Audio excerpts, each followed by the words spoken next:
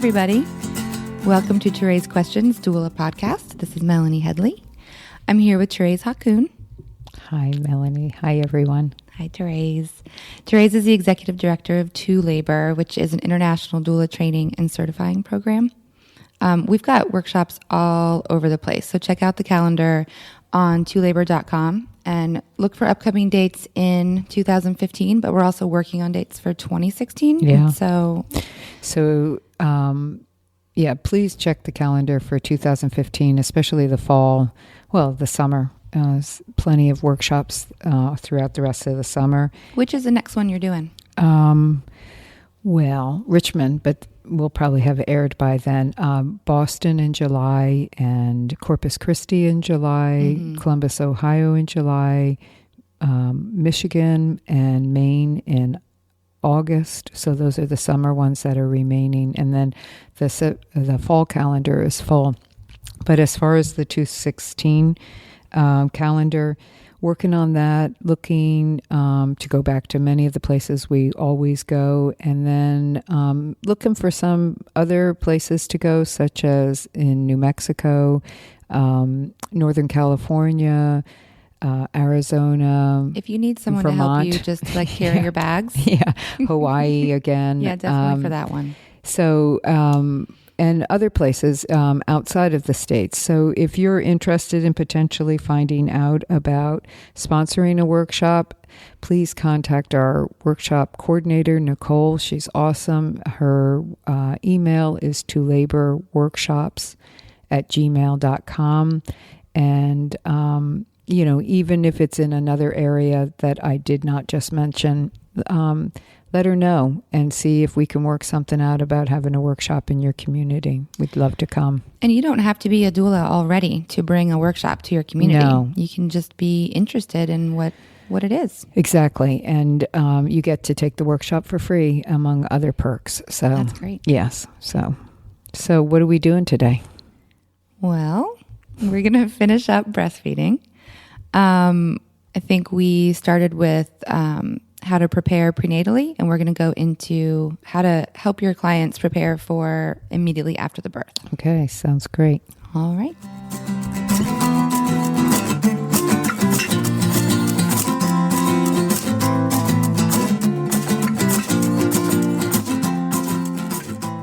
Hi, everyone. So we're going to talk about breastfeeding, and I'm kind of going to give this a lot to Melanie, who, again, tell us, Melanie, what your background is with breastfeeding. I hold a CLC, a Certified Lactation Counselor certification from Healthy Children's Project. Okay, and of course, doula for many, many years. And a formerly breastfeeding mother yourself. Yes. So yeah, and that's where so much of our experiences come from, I think, is when we have that. It doesn't make us experts because everybody's different, but it really informs us. And for those who don't have not breastfed or haven't had a baby and therefore not breastfed, doesn't mean you can't support somebody. This is why we're talking about it, so you have some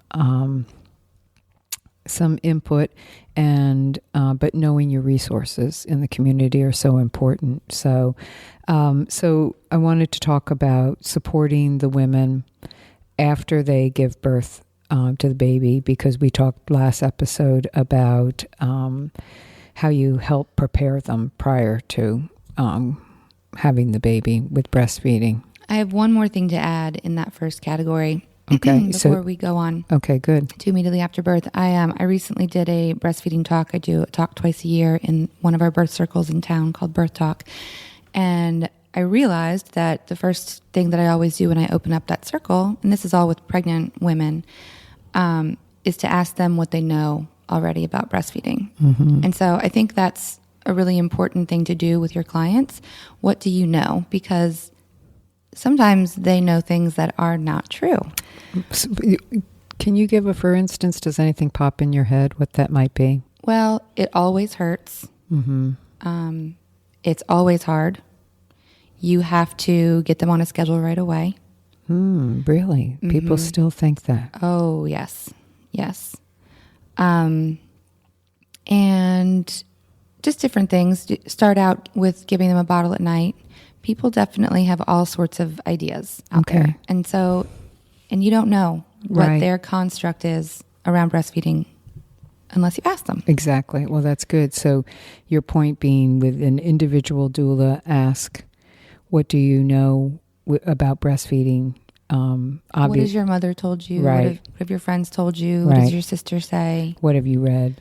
Yep. Okay. That's good. Yep. Yeah, good. Yeah, it goes back to that with doula work, period. It's meeting your client where they are, and the only way you'll know that is if you ask and then carefully listen. Right. Yeah. So, okay. So the baby's been born. The baby has been born. You're still in the hospital with the woman, and we don't leave until, minimal is an hour, up to 2-3 hours after the baby, depending on how things are playing out. But one of the things we always say is do not leave until a full hour, and ideally the baby has nursed during that first time before you leave. So what is the role of a doula at that point? Wow. Well, still at the birth. We're going to talk hospital right now, but it could be birth center, it could be home, if the doula really is playing a significant role. Well, I think the first thing I'm going to talk about is it goes with all of those locations. I think that immediate time after a baby is born is time for the doula to sort of step back. Yep. And really just let the bonding start between mom, partner, and baby. Yep. I agree. Really important, because there's chaos so often after a baby is born. People, go into automatic mode and it's just because they're at their job. Right. And they just, and this is specifically, and this isn't to be critical, but just real, in hospitals. And you want not to be one of those people. But you also want to be very attentive as to what is going on. So stepping back, but being very present at the same time, very much like what you are during labor too, at many times. So your point is step back, don't immediately we got to get this baby on the breast. No. Well, and so I'll step back, but I'll also be taking some pictures. So taking pictures is part of what I offer too. And so I'll be taking pictures, but, not in their face and having them pose. Right. Just those impromptu ones. Right. And then we also don't want to bring baby to breast right away, because baby's not ready either. So baby's got to go through a lot of stages to get ready to nurse.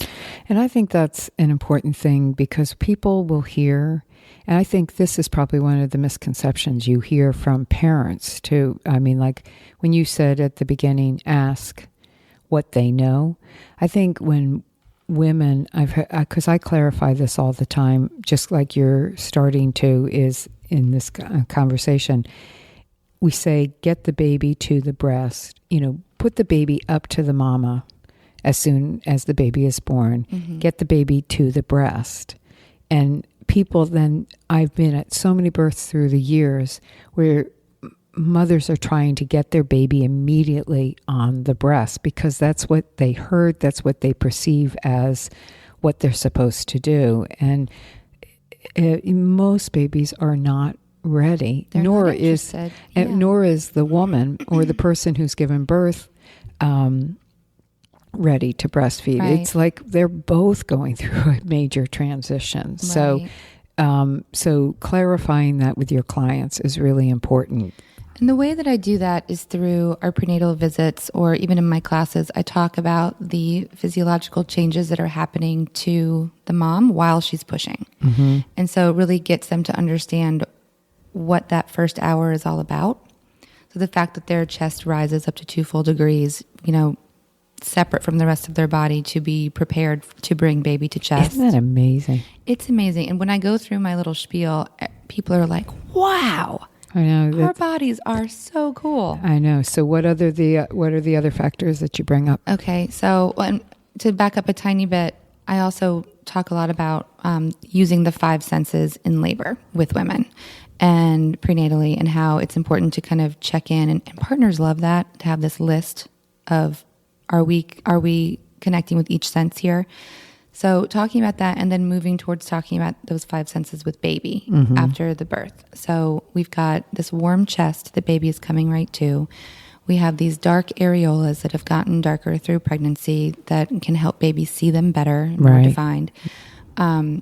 They have, areolas during pregnancy have these little bumps come up around them called the Montgomery glands, and the Montgomery glands secrete a microscopic fluid that smells just like the amniotic fluid baby's been living in. Which is one of the reasons that it is discouraged, even though it is routinely done, to wipe off babies as soon as they are born, because that amniotic smell is on them, and it is, though they still have a sense of the memory of the smell, even if it's wiped away, it helps.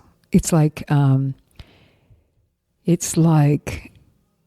telling someone to come to a place and giving them a map, but then saying, "Oh, never mind, you don't need the map. Right. We're going to find it on your own." And you're probably going to find it on your own, but why? Right. If you could make it a little more, use the map. It's a little simpler. Yeah. So, and then by having baby on your chest, baby is starting to hear your heartbeat, which has been their soundtrack for the past 9 months. Right. And so then you've got, touch and smell and, taste when baby does start to actually suckle or even just lick or just get close to the nipple.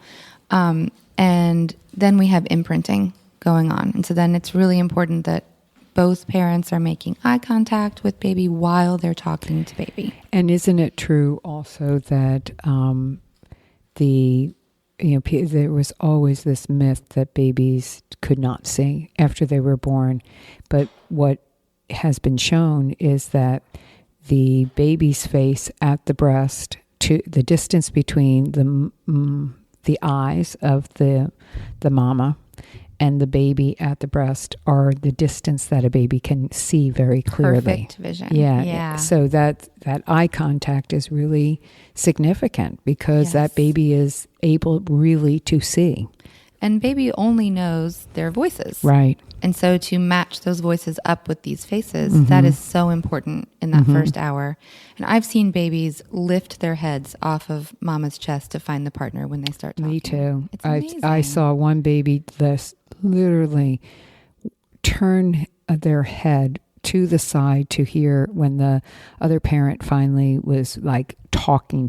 I love that. Oh my God. It was so significant to everyone, including, it was that connection deeply for that parent at that moment. Yes. Yeah. Yes. The partners love hearing that too, prenatally. So here's what comes again, Melanie, and us talking is how important, this is what I talk about in workshops, that this is how clients need to be informed, is about the science behind this. The physiology, as you said, the science behind why it is important and how to articulate that if need be to their care provider. Because, obviously care providers are smart and educated, and we assume that they know all of these things as well. But that doesn't mean they all practice in this way. They often are in their routines, and the way they may have been taught is baby gets born, we clamp and cut the cord, we show mom the baby, and then we hand the baby to the nurse, who will then just do her routine things, even though they're not medically necessary, they're routinely necessary from their mind. Wash the baby, wrap the baby. Right. And that's how I had my first baby, was handed to me with this little bundle with eyes peeking out. Right. And the goop in the eyes too, where they really couldn't then see. That's why babies can't see, because they put something in their eyes, not because babies can't see.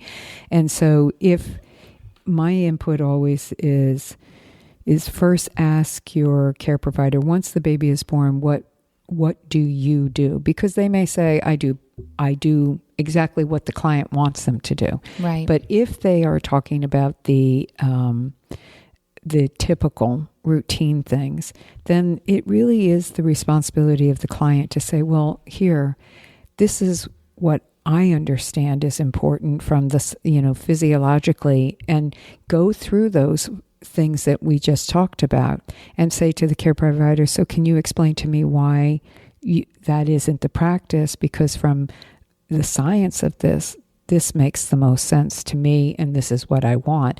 But I always say address them, if need be, from not the emotional, which is a no-brainer, right? Like, because I just want my baby in my arms. But talk to them, address their science brain, bring up the evidence. And bring up the fact that they are really trying to breastfeed, and all of doing these things and making sure there is time to do these things will promote their breastfeeding success. And it's so hard for me to, this is a fine line, so I hope everybody listening can hear this well, because I'm one of the mamas that this happened to as well.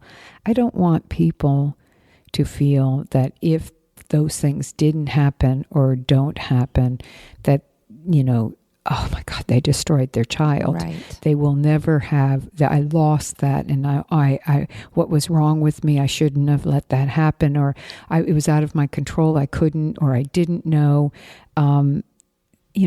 We do the best that we can. And, speaking for myself, that's how my baby was born, my first one as well, kind of like what you're saying. And we breastfed beautifully and loved each other deeply and dearly and had a wonderful life together. So it's not like everything is destroyed at that moment. Right. But the fact that we do it so routinely is what really, really disturbs me, without the thought of, like, just that word imprint. Yeah.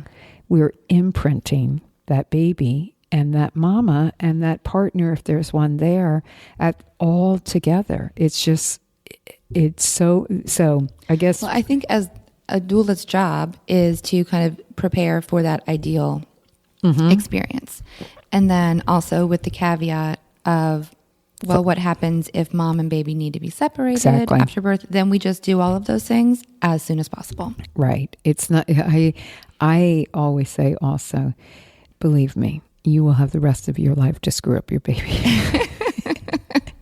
We spend a lifetime of saying, I'm sorry, I didn't know. Yes. So we don't, we look, I think that's exactly right. We look for the ideal, and based in evidence, we help the client express that importance of that evidence. And then we also honor the fact that birth has its own authority, and that it will sometimes not be in our hands or our control because of medical reasons, not because of staff, but medical reasons that they can't do what they had intended to do. Right. So, and if you're in that position, then you need to stay with the mom. Oh, yeah. For a good long bit and really support her. And, if it's baby that needs to go get any care that they need, then get mom on the pump right away. Just simulate what baby would be doing.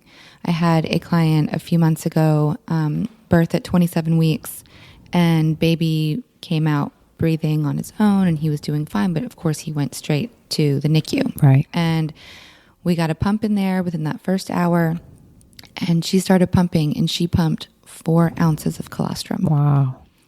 Yes.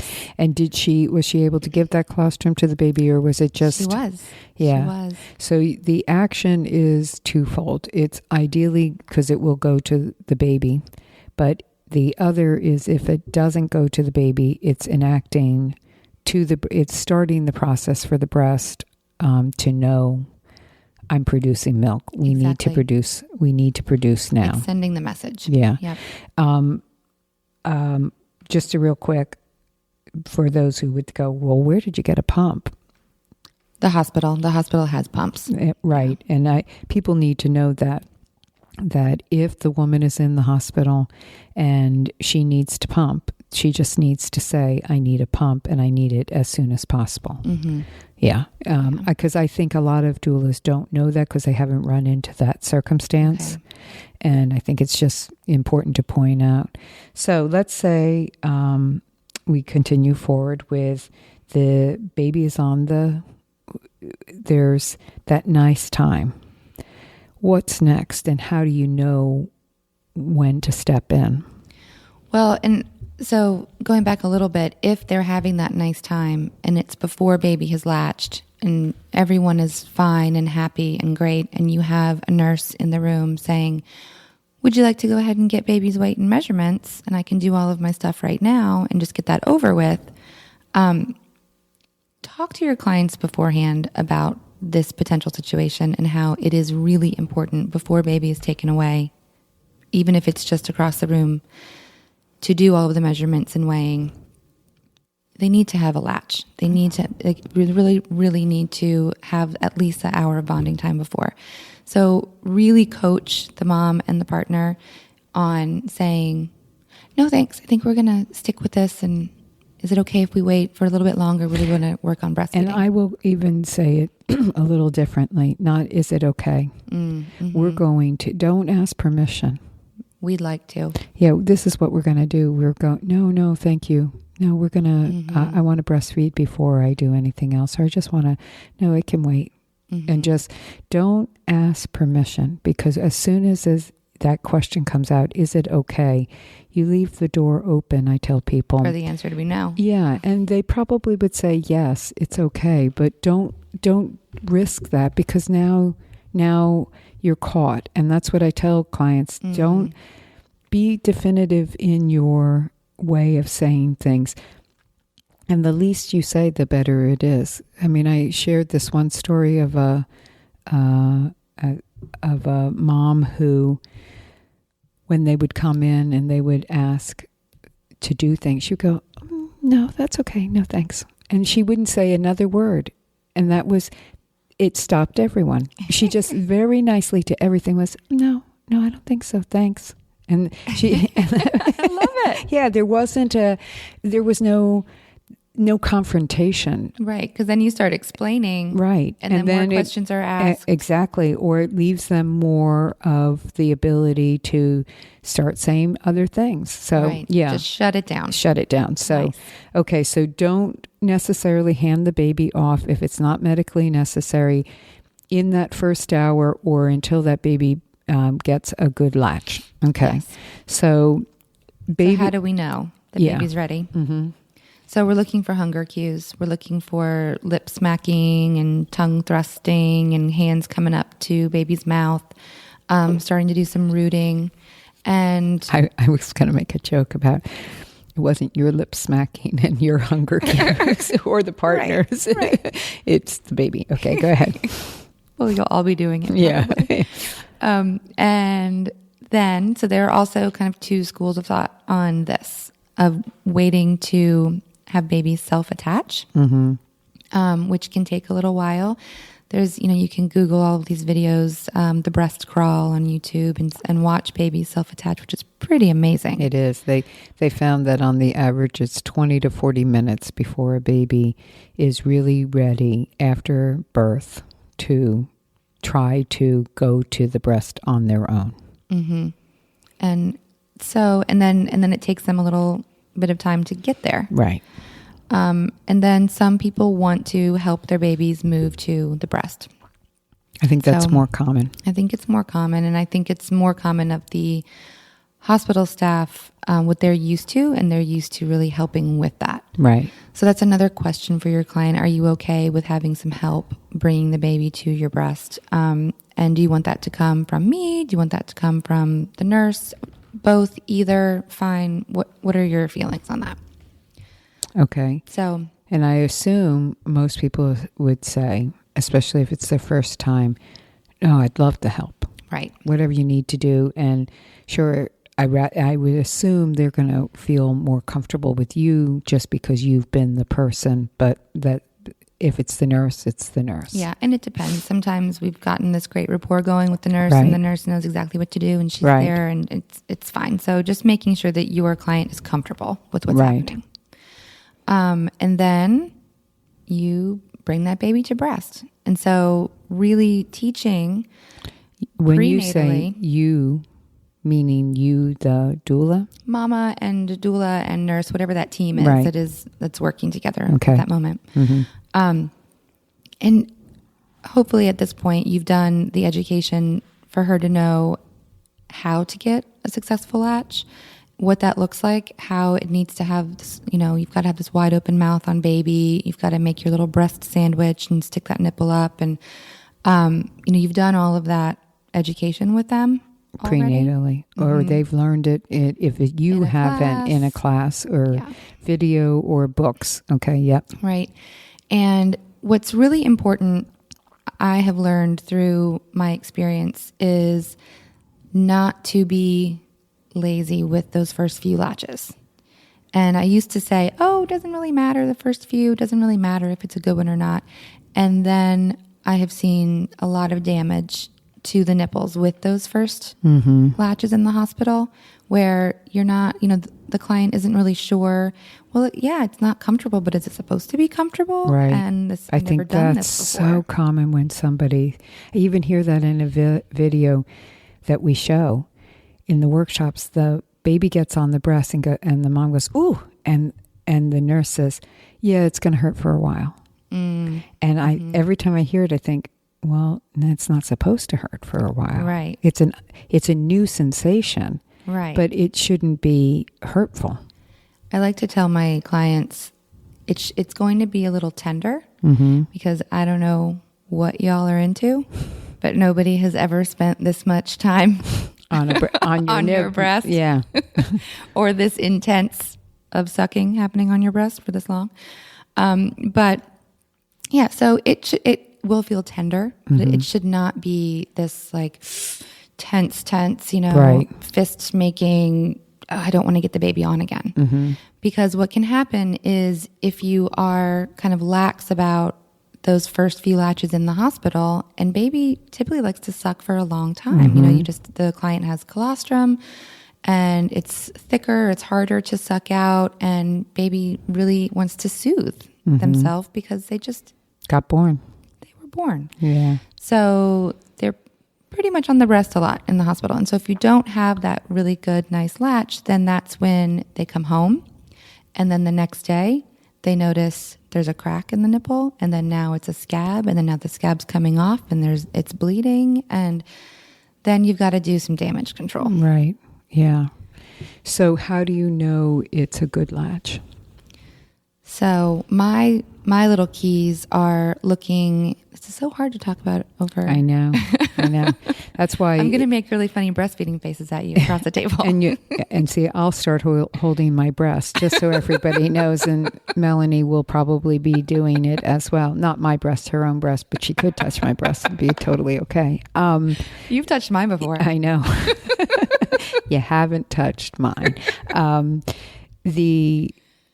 This is why, though, it is important that we talk about it with our clients, but it is important that they have visuals, Yes. either through a class or through you or through videos or whatever the case might be, because it really is it's a visual. It's not just a feeling. It's a visual that helps people get accustomed to what correct latching is. Yes. And the Healthy Children Project, where I am certified through, they sell packets of like tear-off handouts to give to clients. And there's a great one about skin to skin.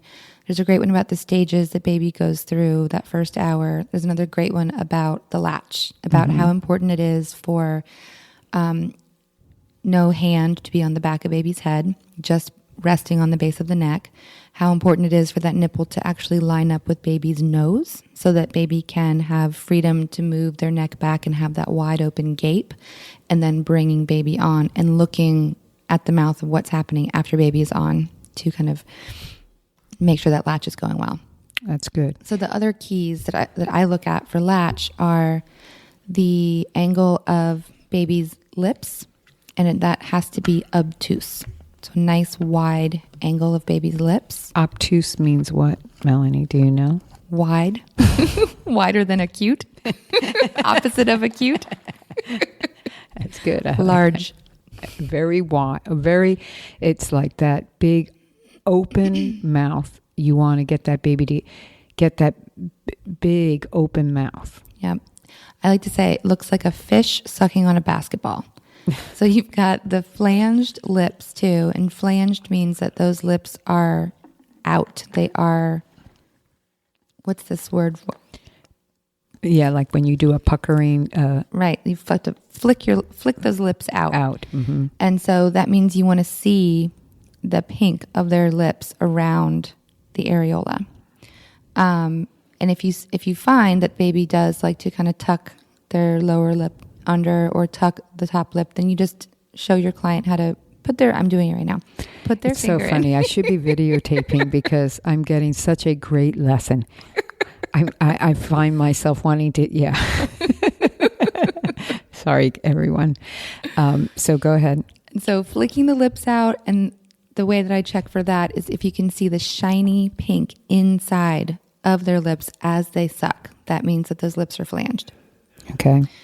So we're looking for obtuse angle, flanged lips, and then we're also looking at the cheek line to make sure it's not broken. This is also so hard to talk about. Yeah. Without you seeing me. We should do a little video and put it up. Yeah. We're going to trust that you, and I do think it's really important for doulas, whether you're going to give a lot of support for breastfeeding, I think doulas should have breastfeeding in their background, at least a class, if not videos, like I said, repetitive stuff that I'm saying. So you do have a better idea of what Melanie is talking about right now that you can't see, to make sure. If those things, I feel like I just shouted, if those things are not lining up in one or more. And if you have questions about if what you're seeing is correct. It's really important to take the baby off, right, and start again. Right. Instead of teaching them how to break the latch by putting their finger in baby's mouth. Right. To break the latch. Not just to yank that baby off, because that's when cracks can really occur. Yes. Yeah, or just tissue around the whole area can be disturbed. Yeah. And then you've got pain associated with that. So if the latch does not look good, or if the mom says, because my question always is, well, what is it? How do you think you have the baby on there? Where are you feeling it? And they say, well, feel it on my nipple. It's like, nope. Yeah, we got to take the baby off, because so that's where the science comes in behind it. Like, why? Why are we looking for this obtuse angle in the mouth? Why are we making sure the lips are flanged? Mm-hmm. Because we want the baby to have as much areola in their mouth as possible, not just the nipple. And just the nipple is a shallow latch, which is going to hurt, and it's also not going to efficiently remove the milk. And I think people, again, if they don't have that kind of support around them, we think nipple is what the baby, right. I think also because bottles, when people are accustomed to baby bottles, it's the whole conversation is about the nipple. Mm-hmm. And so we associate nipple with nipple on the female anatomy, and so it must only be important for the nipple to go in, not realizing what you're saying. The whole areola, those glands need to be stimulated. So that it will help the baby get the colostrum and then the milk. Exactly, and that's how you avoid clogged ducts and mastitis and all of those things. So it's so important that baby is creating this vacuum seal efficiently and evenly distributed around the areola. So there's also another really great video out there called Teach Me How to Breastfeed, and it's a little rap video. Oh, I've seen it. It's really cute. Cute. So look it up, because it for certain clients it really works well too.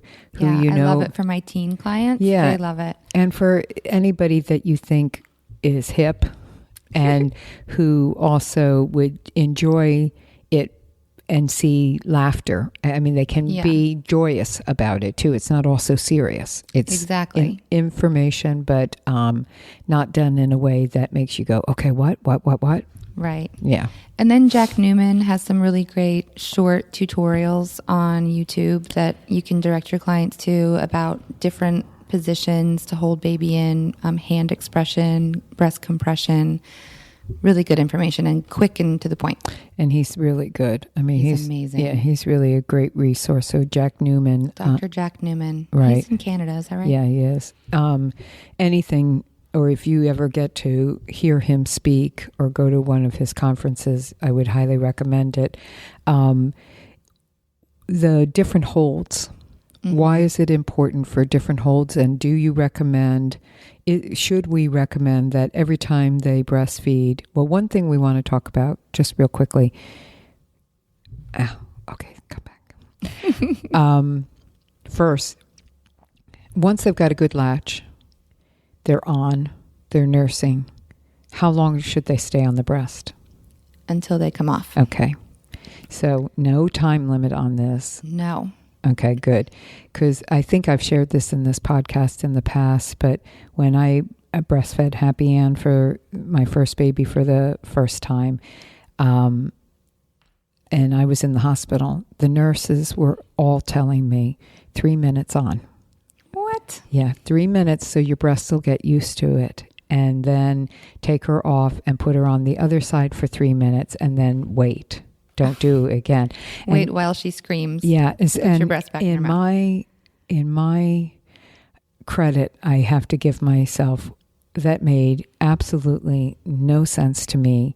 I don't even remember thinking, that doesn't make sense. I think I just loved having her right there with me, and she was nursing, and even if she wasn't, I just wanted her there, so I never took her off. And one nurse, only one of all those that I saw in the days I was there, said, do it as long as you want. And I thought, well, I appreciate that, but fortunately I didn't need that. But I thought of all the other women years later. I have thought of all the women who thought 3 minutes was all they needed. And you know what? I thought that was antiquated information, and obviously it's not only antiquated and wrong, but women have told me through the years that they still hear that from nurses. Just let them be on for about 5 minutes and then switch, and then that's all you need to do initially. Wow. Yeah. So again, this is why it's important. So as long as they want. I think you also brought up a good point with how does it feel to have your baby on your breast? Right. And talking about that, you can talk to your clients about the latch and the postures and all of this stuff and the science behind it. But I think it also makes so much sense to talk about how enjoyable it is and how you have a positive hormone that is released not only in your baby's gut while they nurse, but in your gut as well, so that you both get this oxytocin kind high, of dreamy, satiated feeling. Yep. And it's really lovely. Well, it is, and it's important. It's so important, especially in our culture nowadays where we're bombarded with so many stresses and so many infiltrations. I wish I could go nurse a baby right now. I know. I think of that so often. It's when I'm around a little one and they're crying, it's just... I just want to put them on my breast. And it's, let's see, Ocean is almost 24 and she was 3 when I finished. So it's been almost 21 years since I've breastfed a baby, but it never goes away, that feeling of wanting to breastfeed again.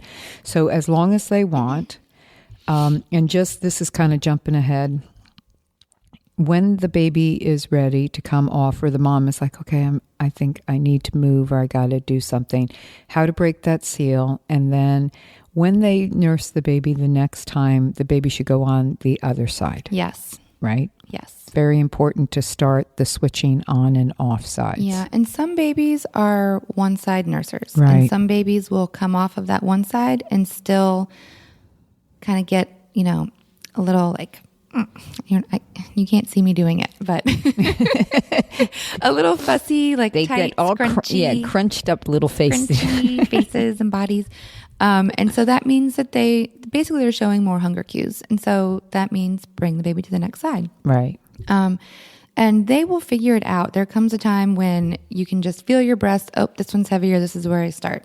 Some people like to put a pin in their bra and change it from side to side. And I always say, and then you're exhausted and you're like, oh shit, did I change the pin? And I swear what you missed also, I wish I had been I could have done a series of pictures of this talk. Melanie was rocking her breasts back and forth, and feeling one and feeling the other at the same time. And I call it the breastfeeding salute, because I did that for so many years of just touching my breast and feeling like, okay, which side? Because that's what you're feeling for, which feels fuller than the other. They become these different objects when you're nursing. Totally. Too. Totally different. It's so funny going to clients' houses and they're like, will you just take a look at this? And like, boom, shirts off and bras off. And they would not have done that prenatally with you necessarily. Never. Right. Yeah. And it's I know. just normal. Yeah. So we want them to go back on a breast when they're ready to go back on the breast. These are the things, if you're there with the client still, you're saying, okay, you want to try the other side then? Yep. And then you help them with the other side.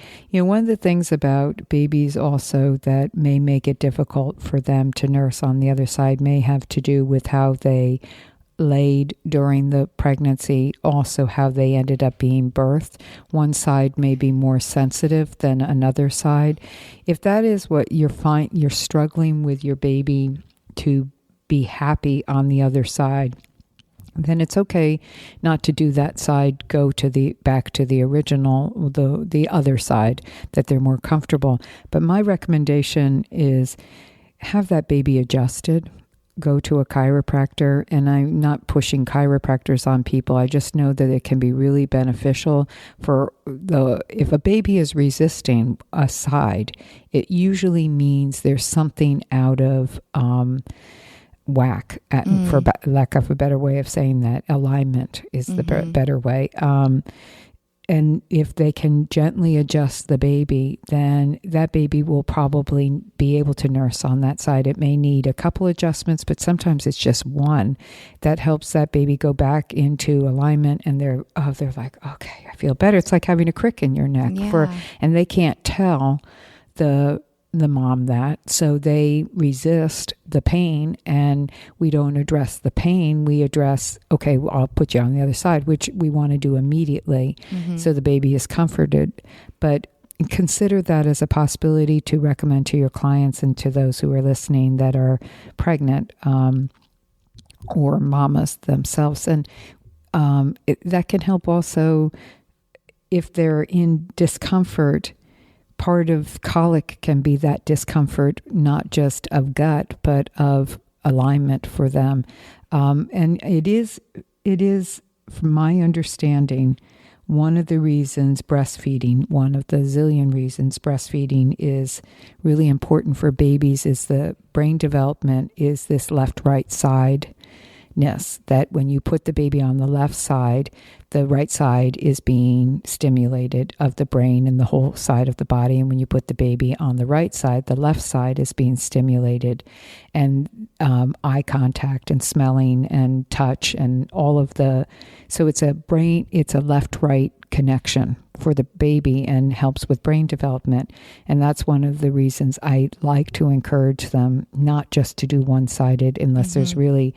they've tried everything and their baby can't. Right. Then it's being conscious of holding your baby on that other side at other times and gazing at your baby as if you're nursing. And it's one of Or you can even, if baby is favoring one side and you've tried everything else and won't get on the other side, you can sometimes just move baby over to the other side in the same position they were in that first side. Right. And kind of trick them into feeling the same. Right. Way. Well, that's it. Yeah. Holding your baby. I always say to people who are bottle feeding or, formula or pumped or, supplement, whatever they need to do, and to instruct their other people who are helping with the baby to give the bottle on one side and then the next side on the other side because of that right brain thing, because most bottle-fed babies will only be held on one side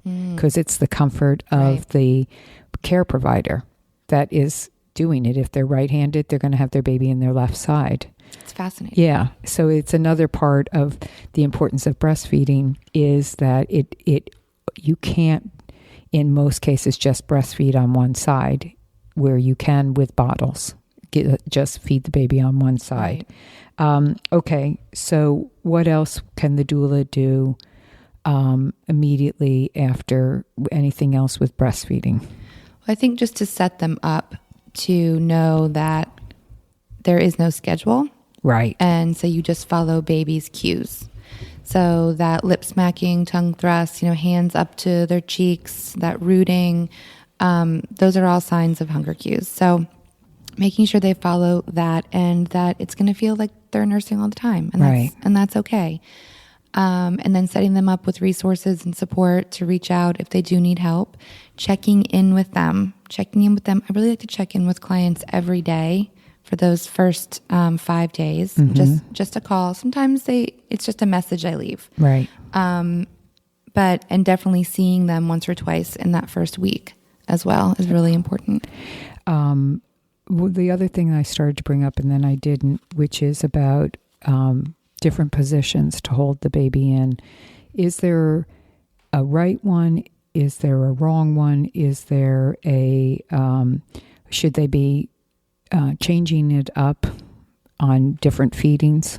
Well, I do like to tell people to change them up for the first couple of days, to go kind of in between that cradle or cross cradle into the football hold. Mm-hmm. And that's so that all of the ducts are stimulated well, but it's also so they can gain confidence in those holds.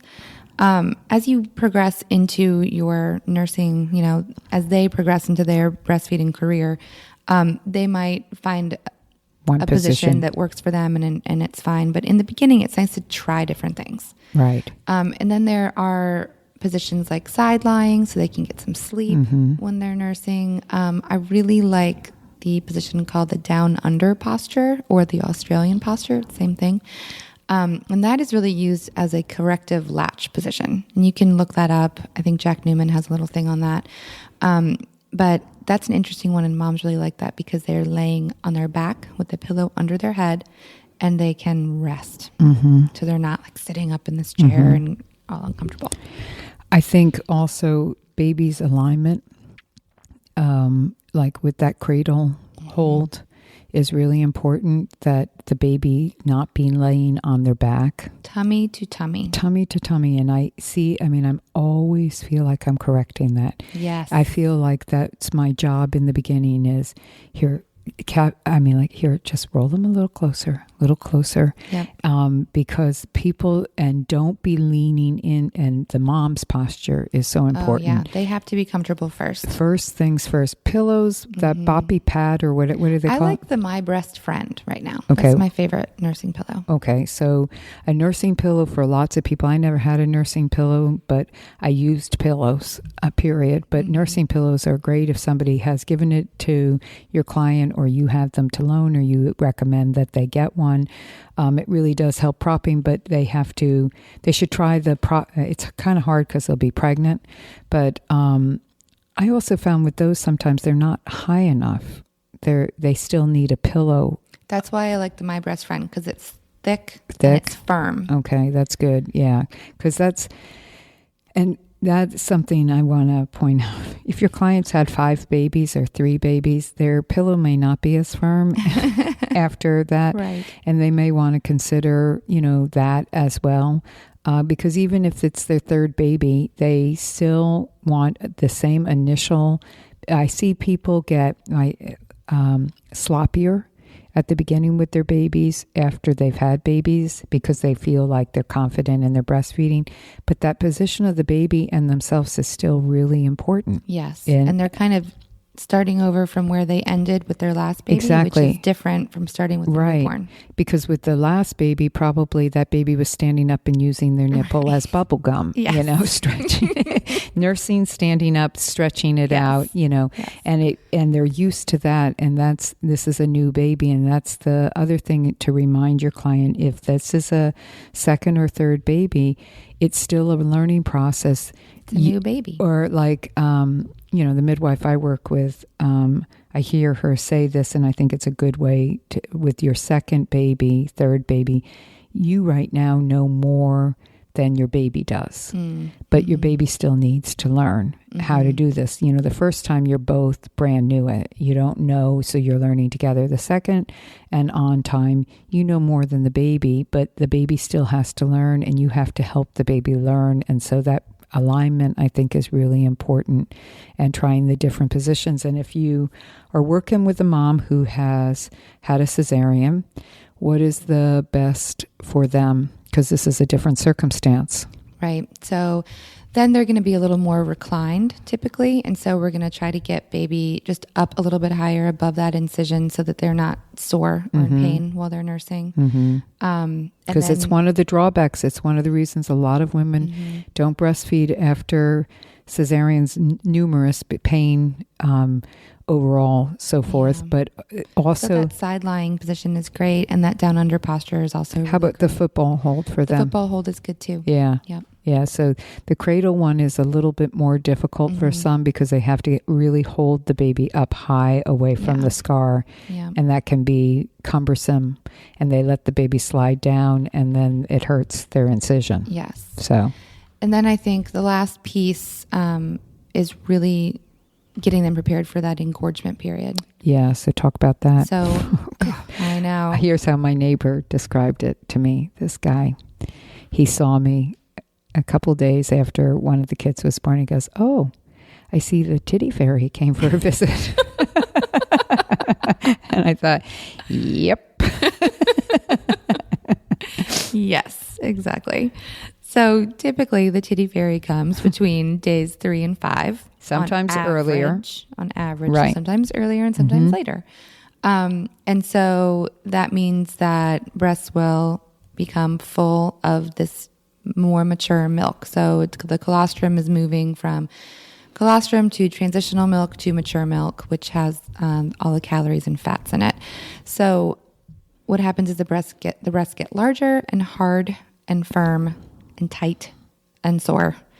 And the only cure is to move the milk. Right. Not so cabbage important. leaves, not cold packs, not black tea bags. We hold that for true after the baby has nurse.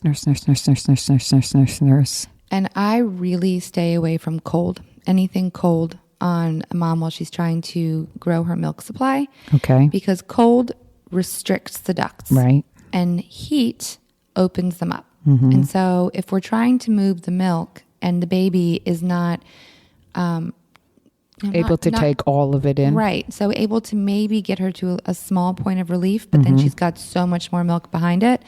Then she can do some hot compresses, a rice sock that she's made, a heating pad, hot or hand compresses, express a little off herself. and in the shower, and then hand express. So the heat will open up all those ducts, help the milk flow a little bit faster and easier, and she can hand express. Hand expression is a lost art. I think everyone needs to know how to do this. I'm so glad you're saying this because I had this conversation with some women recently that I never owned a pump. I mean, we didn't have electric pumps, and I had a hand pump, and then I had a hand. The only thing I had was a hand pump, and it took. I was fortunate; I didn't have to do a lot of pumping. Yeah. But I barely did any pumping. But what I found was what worked most efficiently for me was my hand. Yes. It was, and I think we're not taught that it's okay to touch our breasts in that way. It's like the vagina. And the breasts, it's let somebody else do it, let a machine do it. And some people, if you're not comfortable or you're not feeling like you're getting it enough off, totally use the pump, and pumps are awesome. Yep. But it's okay just to hand express some. And that is something that I do before I leave the hospital after the baby is born. I show her how to hand express and I show her the colostrum that is coming out of her nipple, because that's also like, yay, I'm doing Evidence. it. I'm making it. Right. And then now she has a tool. Right. Yes. So hand expression, again, Jack Newman has a great little tutorial video on it. But it's a big deal. You should really know how to do it and explain it to your clients.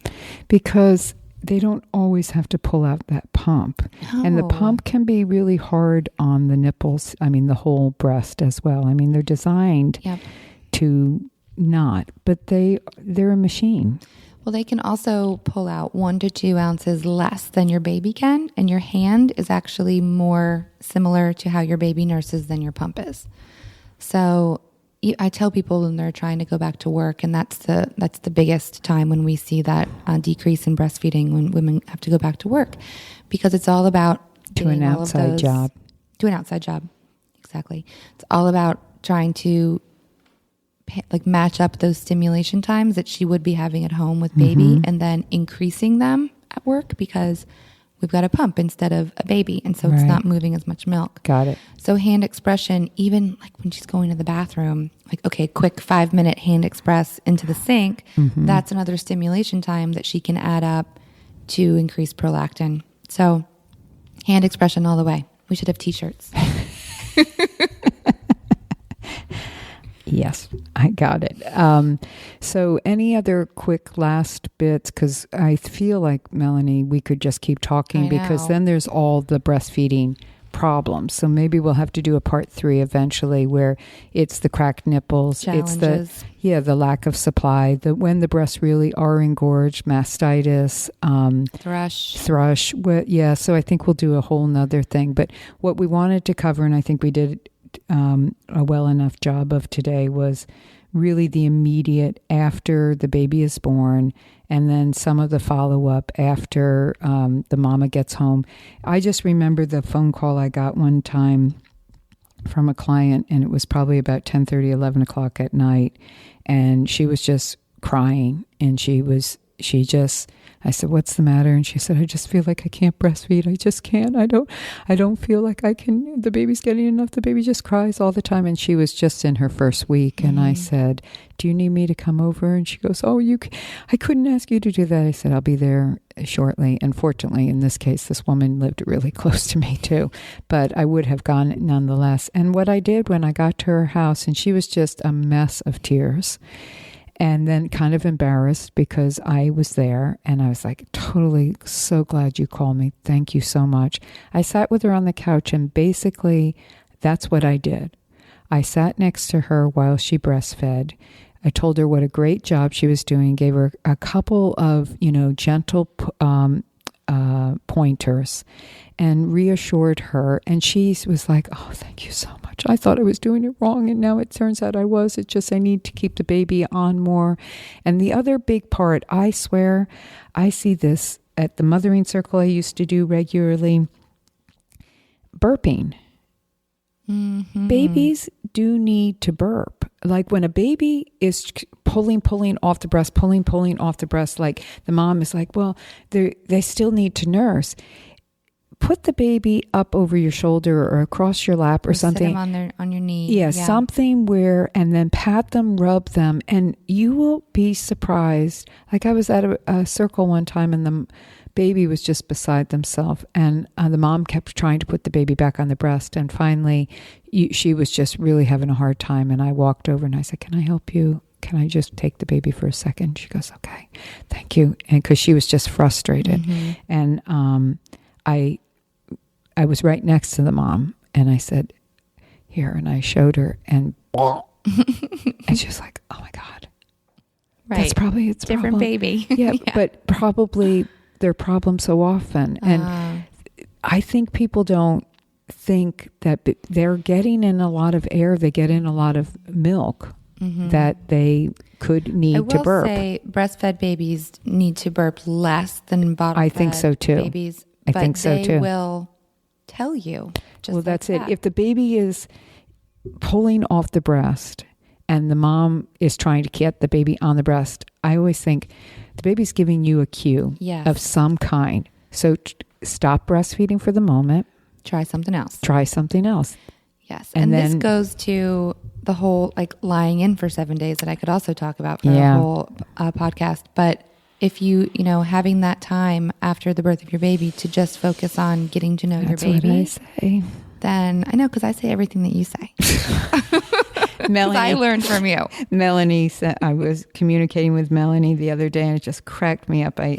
She was questioning something. I said, "Well, you trust your own intuition." And she said, "Oh, but darn, I just made I have these bracelets that say WWTD. Yeah. What would ToRAISE do?" It just cracked me up. Ha ha ha. Okay, well, I think that's it. So we're going to make bracelets and hand expression t-shirts. That's right. Okay. Okay, so thanks, Melanie, for all the great information. Thanks. And thanks, everyone, for listening. And we will be back again. But in the meantime, if you have any questions, feel comfortable to send us input, questions, topics you're interested in to our email, which is ToRAISEQuestions@gmail.com, or you can contact us through Facebook. Please become a friend, like our To Labor Facebook page. We have a great person doing our social media, Grace, and you can make comments there as well. And then find us on iTunes. Right. And subscribe to ToRAISE Questions. And also, you can rate us on iTunes too, and that will really help. Oh, yeah. Please. We get such positive feedback from all of you, which we are so honored that is the case. And excuse us if we don't always respond quickly to your emails.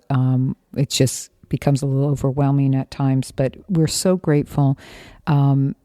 If you could leave comments, though, also, and ratings like Melanie just mentioned on iTunes itself, it really helps boost our visibility. And the more people we feel listening to this, the better it is for all of us, because we're sharing information and we're all learning from each other. So, I think that's it. So have a great rest of the day, week, wherever you're at. And thanks for listening. Thanks.